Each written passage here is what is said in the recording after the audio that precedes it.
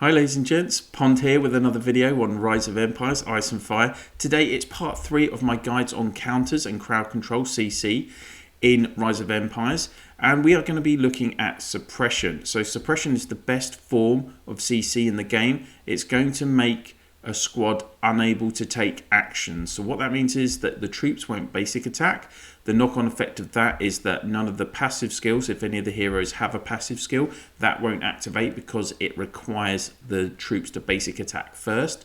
And it's going to stop those heroes from activating any of their combat skills. So it's got a combined effect that can severely restrict your opponent. So let's have a look at it in action. So we've got another Heroes Duel video. And Rocky from my alliance was up against this guy from 48 at the weekend. And I actually wanted to show you a really interesting video here. So down here, we've actually got two heroes in this battle, both Skanda and North Rage, that can suppress. And this, in the previous 2 rounds in this Heroes Duel, the combo of Bleeding Steed, Skanda and Desert Storm actually was beating North Rage, Immortal, Living Saints. That's not a top combo, particularly when you think you've got an orange hero, just a normal orange on that front row. But we're going to see in this video the power of CC, in particular suppression, coming from North Rage. So North Rage, his third skill has a 30% chance to suppress. But in this video, we're actually going to see him do it multiple times. So on this first round as well, we're seeing now that the front row is being silenced. So for the North, this is the skill that suppresses. So it's actually suppressing Bleeding Steed. So Bleeding Steed has been silenced from Immortal's 5th skill, but he's also been suppressed from North Rages, and this For the North skill is going to activate a lock. So there we go. That front row was suppressed. It didn't basic attack. Bleeding Steed did not get off any other skills. I don't think Bleeding actually has any combat skills, but if he did, they wouldn't be taking effect.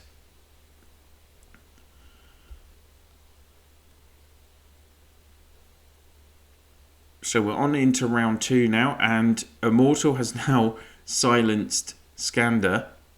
So Skanda won't be able to get off any of his combat skills. And North Rage has suppressed Bleeding again. So that is going to be, the front row will not be basic attacking or activating any combat or passive skills. Bleeding doesn't have any passive skills, but there we go. So it's suppressed, nothing happens. Middle row is silenced by Immortal. Doesn't get any hero skills off, but it just basic attacks. Compared to your opponent, who are cavalry, have got a higher combat speed, so they're attacking first.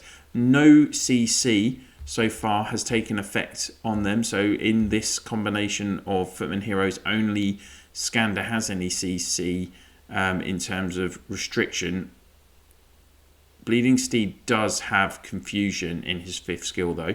So turn 3, again, 3rd time in a row, North Rage's skill has activated, and he's going to suppress this middle row this time of Skanda. So there we go, it's suppressed. So again, no basic attacks, no hero skills. Let's speed this up a little bit now. Not every suppression skill will have that yellow icon, I don't think, if I remember correctly. 4th turn in a row, you're getting a For the North skill, and this time it's suppressing the front row. I mean, bearing in mind that skill has 30% chance, and it has activated 4 out of 4 times, which is pretty incredible. So there we go, that front row is suppressed. Now, Alluring Arm is, this is another reason why I wanted to choose this video. So with footmen, they have a much lower combat speed than cavalry. So cavalry will always go first against footmen. This skill from Scanda, so his 5th skill, has a really high percentage chance, 70% chance to suppress the row furthest away from him. So he has suppressed Immortal. The problem is that it only lasts for 1 turn, and that turn actually expires straight away because they're actioning last, the footmen. They're actioning after the cavalry, so it doesn't actually do anything. There we go, daybreak. So interestingly, again, if Skanda was suppressed from North Rage there, then his that prep skill still got off. So the prep skill that he has that activates on turn 6, on 5 and 6, sorry, will have an impact on the front row, because again, suppression does not affect prep or status skills. We're seeing another for the North. I think that's the 6th time. I think it's 6 times in a row. And the only reason it doesn't activate is because Skanda has used his 8th skill, so this front row doesn't take any damage, and it can't then have the suppression element activate because the skill never activated. So you'll see here, Skanda has activated his suppression, right? And it says 1 round remaining, but the footmen are active and doing their skills and basic attacks. Now we go to turn 7, the suppression has expired. So that is why, for instance, with Skanda, his suppression is only going to work if you're either against another footman legion who has the same combat speed as you, or also potentially you could be up against an archer's legion who would have the same combat speed as you. Otherwise, if you're up against cavs, this suppression is just not going to work. So that is just something to think about. But if you look at one other point of interest, though, is this alluring arm skill. As I say, it's 70% chance now that his legion is not being, his squad is not being silenced or suppressed. Then this skill is getting off every turn, even though unfortunately it's only the damage element that is having an impact. The suppression is not working. So there we go. We're into turn 8 of the battle now. I'm going to just speed this up to finish. But this has been a really good indication of suppression, both in its top best element from what North Rage was doing, and also the potential pitfalls of having suppression with a footman or with footmen. So there we go. It did even activate on turn 8. So there we go. Let's have a look at the heroes that have suppression. So first off, we have Inquisitor. So I don't have him in my main, so I'm going to have to scroll down and find him here. There he is. Okay, Inquisitor on his 8th skill. Now, even an S2, I've actually graded him as the weakest hero who has suppression. And the reason for that is if you read this skill wording, 35% chance to deal 315% damage to 2 random enemy squads. So you think, okay, wow, it could suppress 2 random enemy squads. Yes, it could, but if there's an additional element to this that needs to be activated for the suppression to work. So if the target is in flammable status, there is a 50% chance to put it into suppressed state, unable to move. So Inquisitor usually works with Witch Hunter. Witch Hunter's skill, which causes the flaming effect, only has a 35% chance as well. So that's where they've got good synergy. But so you've got a 35% chance skill pairing with another 35% chance skill. You're then giving a 50% chance to suppress those 2 squads. So in effect, it's probably only going to be one time, one of the squads that gets suppressed for 1 turn, and you are banking on both Inquisitors and Witch Hunter's skills activating. So, and they're both 35% chance. So it's not a great, it's unlikely that this skill is going to activate. That's basically what I'm saying. Next up, we have a plethora of heroes. Oh, don't want Rosen. Here we go. We have North Rage, Dual Blades, Pacer, and Iron Hand. All 4 of them, they have skills that include a 30% chance to activate, and their combat skills, so they can be silenced and suppress themselves. And within those skills, it's a 30% chance to suppress 1 squad for 1 turn. So let's just have a very quick look. I don't have the Pacer in this account. So Pacer, it's his 5th skill here. 1 turn prep as well. 30% chance to do damage and then suppress them but for 2 turns, sorry, actually. So the season heroes are a little bit better. So let's actually just start with Dual Blades and North Rage. So it's their 8th skills, and it's 30% chance to deal damage, and then suppress, unable to move for 1 turn. 30% chance, so what are we talking about? 2 or 3 times in the battle, hopefully. Exactly the same for North as well. Probably, 2 times, 3 times is the best case scenario, except for in that video which we just saw, where it actually activated 6 times, I think, wasn't it? Which is just an incredible freak and a good example of, people always say, look at that hero combination chart, and they go, oh, this combo is rated 10 and it's up against, and it got beaten by a combo that's only rated 8.8. Well, who would ever think that a North Rage could do that kind of damage? But it's just because with these chances, there are these random events in the game where you do have a 30% chance skill activate 6 or 7 times in the battle. Just pure luck. You could probably do that battle, run that battle 1,000 times, and you wouldn't get that scenario happen again, which we've just seen. So really, 30% chance suppress for 1 squad 1 turn. Usually that's probably, as I say, going to happen twice. That skill's going to get off twice. I just want to quickly make an interesting note. So if you run, bearing in mind Dual Blades, North Rage, both of them have this 30% suppress on their 8th skill, right?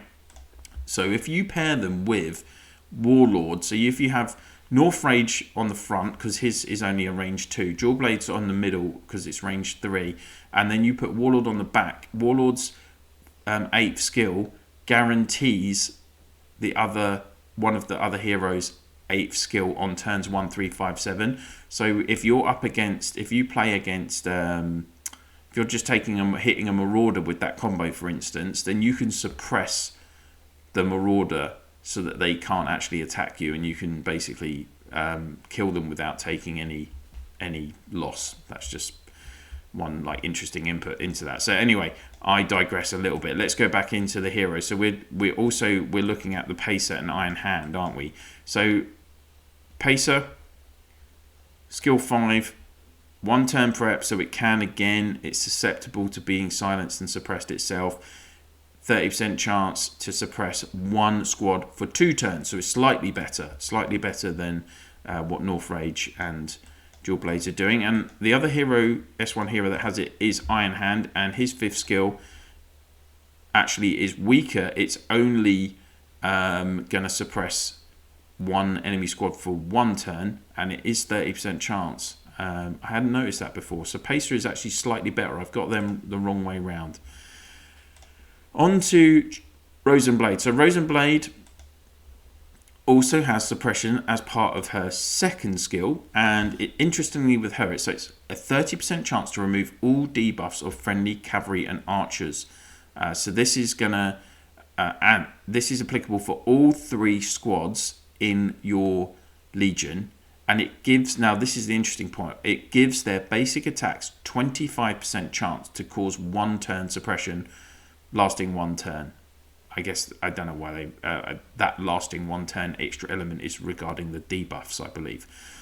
So you've got basically 3, as long as all your troops are basic attacking once, you've got 3 lots of 25% chances to suppress, and it'll be the squad that they're attacking, which will be the front row. So it's basically 3 times 25% chance to suppress the front row of the opponent. Now, an interesting point is with Rosenblade, she does work with archers as well, right? So if you had, for instance, Rosenblade in a combination, archers combination with either Ashen Verdict or Defender, who give additional chances for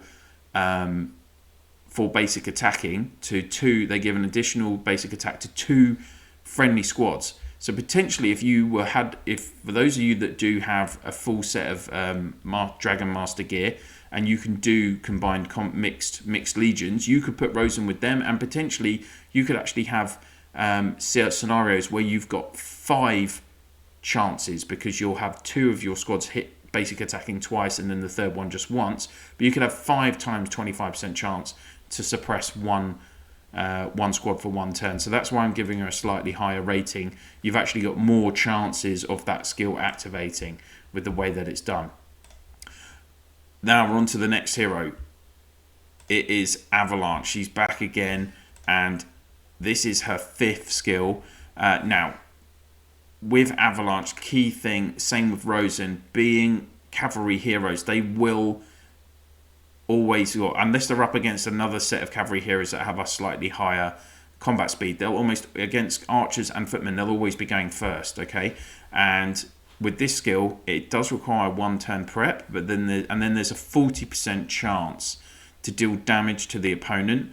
Now, this is now an additional. There's an additional trigger factor with this, which is related to the suppression, where after that 40%, then there's a 60% chance when that has triggered for an additional 310% damage to the enemy back row squad, making them suppressed, cannot take action for 1 turn. Now, you've got a higher percentage chance here. Now, this is a combat skill again. It can be silenced and suppressed, but you've got a higher chance of the initial skill activating, which is then balanced with it only being a 60% chance. So generally, I see this skill probably activate 3 or 4 times in a battle, and again, generally, you only see the second part of it activates. The 60% chance usually only activates once or twice in the battle. But the key indicator here is that you can suppress it's a targeted suppression. It's targeting the enemy back row, that killer hero row. And unless you're up against another legion that has got Avalanche, where she's got clarity, so she can't be suppressed. If you're up against any other killer hero, she can knock them out with this skill by suppressing them, and also so they can't basic attack or use their combat skills, which even if this activates twice in a battle, if you suppress a back row hero for a quarter of the battle, that's massively reducing the damage that your opponent can do to you, and that's why I think it's so good in terms of the buff that the suppression is going to be giving you. And now that leads us on to the last hero, which is Skanda. So as we saw in the battle video, Skanda has this 5th skill, Alluring Arm.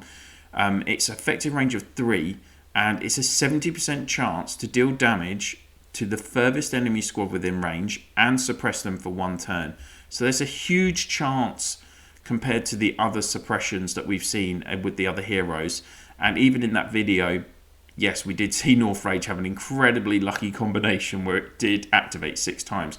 But in that video, you might have noticed that I think on the 5 occasions that Skanda wasn't suppressed, this Alluring Arm activated every time. I think it was 5 times. It might have been 4 times. But we're just looking at the rate of possible activation of suppression here. So this is actually Skanda gives the best chances by far. But the only downside is, of course, as I noted, that if you're up against a cavalry legion, this is defunct. It's not going to activate because you'll be going second in the turn each time. It only lasts for that turn. It's not going to impact on anyone. So, but if you're up against a fellow footman legion or archers who have the same, if they have like slightly the same or slightly lower combat speed to you, and you're going first, then this can do a massive amount of damage, particularly because if you have Skanda on the front row, this could be suppressing the back row hero.